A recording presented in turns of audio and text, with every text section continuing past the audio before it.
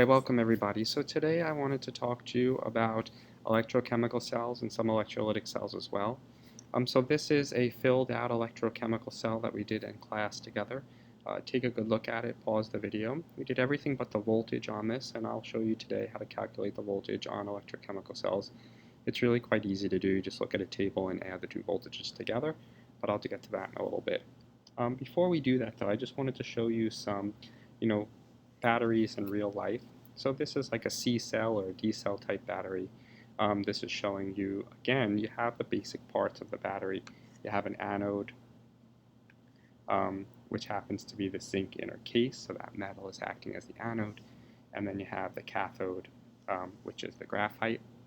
And for this, we actually have, if you look on a battery, you have the positive terminal here of the battery and the negative terminal here on the battery. And so the electrons, they will flow from negative to positive. Oops, not that way. From this way, from here to here. You also have an electrolyte paste in there as well. And so the basic premise of the battery is the same.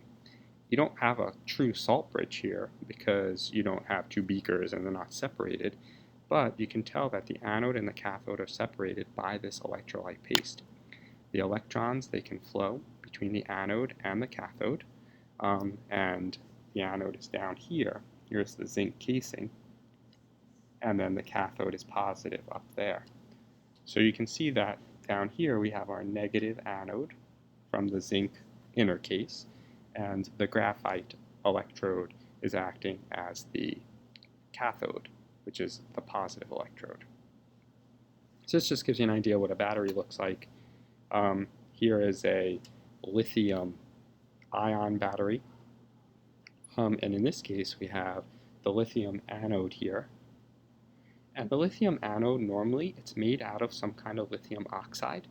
They really tried to make lithium batteries with lithium metal because lithium metal actually had a really high voltage, and I'll show you that on the chart in a second. But it turns out that it was very reactive and dangerous, and so in order to make the batteries less dangerous, they would use a lithium oxide type anode instead of a pure lithium anode. This is another little interesting, like side story. Here would be a fuel cell. And again, the reason why I'm showing you all this is to show you how we have these two beakers and, this electrochemical cell. But we take that same technology, that same idea, anode, cathode, salt bridge, flow of electrons, and we get, something much more advanced. So take a look here at this one.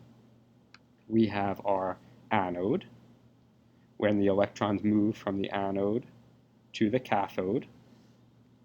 We have our electrolyte salt bridge, which has hydrogen ions in it. And so what you can see is that we have hydrogen coming in to the fuel cell at the anode side, which is porous and allows the hydrogen through. And then we have an oxidation occurring of the hydrogen. And then we have the oxygen coming in from the cathode side, and we have a reduction of the oxygen at the cathode. And this process generating water from this, as we have a hydrogen ion and being formed, and the water being formed from this, we have energy being produced. So let's talk a little bit about voltage and what it means.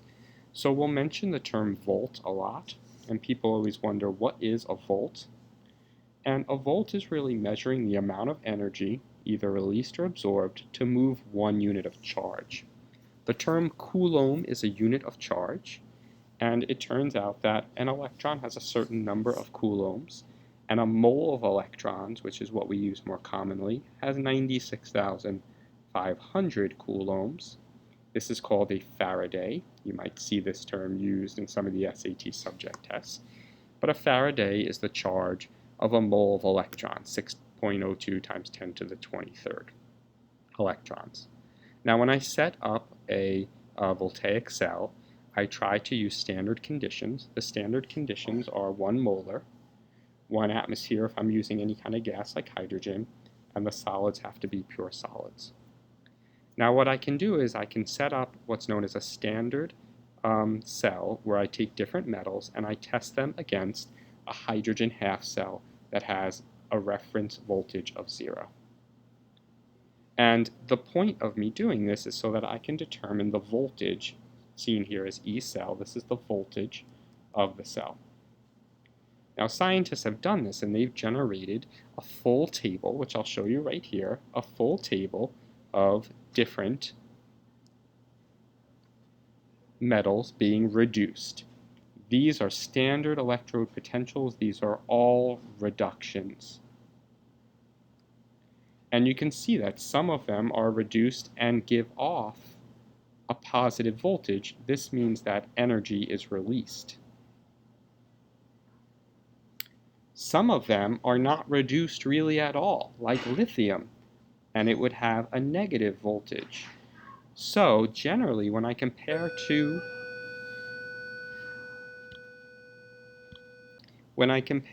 substances on this chart here, one of them will be oxidized and one of them will be reduced. And the thing is, I need to compare the voltages to see which is happening to which. So now, if I zoom out here, let's go back to the previous slide. Let's say that I have an example here where I have zinc and copper. I look at the half reactions and I see that zinc is being oxidized. Let's find it on the chart. Before I do that though, copper is being reduced. So let's find both of them since take the down here. So let's see here. So we're looking for zinc and copper. And so here I can see that here's copper. Careful because there's more than one, but I'm looking at that one that I highlighted. And then let's find zinc. I see zinc down here as well. Now, on this chart, we have copper going from +2 to 0. This is a reduction. And the zinc going from +2 to 0, that's also a reduction. But this is a redox reaction. And one of these needs to be made into an oxidation. Now, I want, for a voltaic cell, remember, for a voltaic cell, I want there to be a spontaneous reaction. I want there to have chemical energy to be converted into electrical. To do this, I want a positive voltage. Well, how can I do that? How can I get a positive voltage? Well, what I can do is I can change one of these to an oxidation. Which one would I change to an oxidation would be the one that would give me the positive voltage. Well, if I change the copper around, that'll give me a negative 0.34. If I change the zinc around, that'll give me a positive. That's the one I want to switch. So my copper is going to stay just as is. My copper is going to stay as +2 electrons yields copper. My zinc is going to get switched to Zn +2 electrons. My copper's voltage is going to be 0.34. My zinc's voltage is going to be 0.76. If I add these together, I should get 1.10 volts. This would be a positive voltage. It would happen spontaneously. If we look back at our reaction up here, that's what happens. The zinc is oxidized, the copper is reduced. Because of that, when we look at the voltages, we can see that, oh yeah, this reaction does occur spontaneously.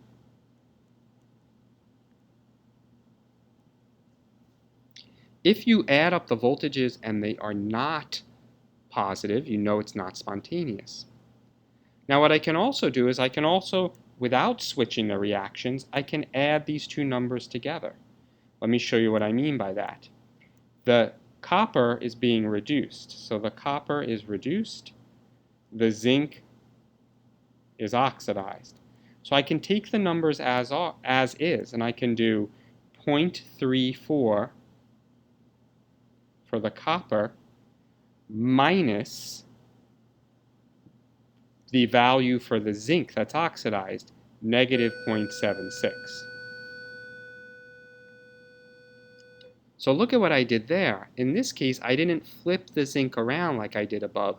I knew that it would be flipped because it's going to be oxidized, so I just subtracted its value as is. That has the same effect. It negates the negative 0.76. we'll get the same value of 1.10 volts. So I want you to be aware of both methods. Some people feel more confident looking at the two reactions and then flipping one of them. They change the sign when they flip it, like I did up here. Let me highlight that. And then they just add the two values together. Other people would prefer to actually have a situation where they would just keep the values the same, but when they keep the values the same, they do reduction minus oxidation, and they're negating it by subtracting the oxidation. They get the same exact result that you would get from flipping the equation. Okay, so that's the rest on electrochemical cells. The last type of cell that there is to talk about is the electrolytic cell. And with an electrolytic cell, you are actually doing the opposite of what an electrochemical cell is doing. You're taking electricity and you're driving a reaction that wouldn't happen.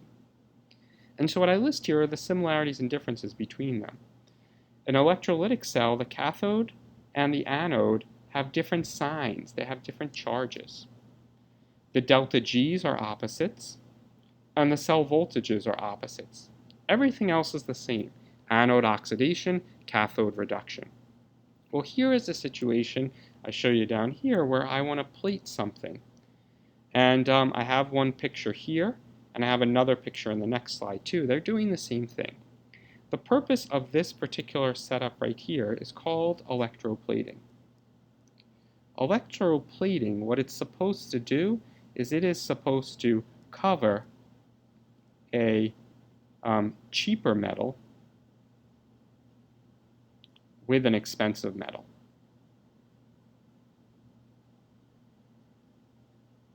So I don't want to have a pure nickel piece of metal. I just want to cover it with a nice plate of nickel. It's a nickel plate. Nickel has a nice color to it. People really like that. It's something that people want, nickel-plated hardware. So what I do is I have a piece of pure nickel over here. This piece of pure nickel over here acts as the anode. And I connect it to a voltage source, a power source over here. And I connect it to the positive terminal. And what the positive terminal will do is it will take the electrons off of the nickel. It's basically forcing nickel to be oxidized. The electrons will be removed from the nickel and they will move to the steel or the whatever hardware I want to plate. Now, nickel, if we go back to see what happened to it at the anode, the nickel solid, and I'll highlight that down here, the nickel solid became nickel ions. Those nickel ions are then attracted to the cathode over here, and they will actually be reduced at the cathode and form nickel. This is the same sort of situation that will occur in any electroplating. You have something that you want to plate, you make it the cathode. You have your expensive metal as the anode. The anode gets oxidized, you take the ions of the expensive metal, and you put them onto the cheap metal at the cathode. Here's another example, and we'll go through this one again. Here's a key, and here's my piece of silver. My expensive metal is the silver, so this acts as the anode.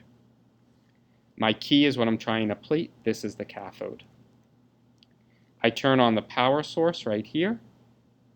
The electrons are removed from the silver. As the electrons are removed from the silver, they move over to the key. The key becomes negatively charged. The silver ions in solution attract to the key. At the key, we have the Ag+, adding an electron, becoming Ag at the key. I'll do this for you as a demo as well.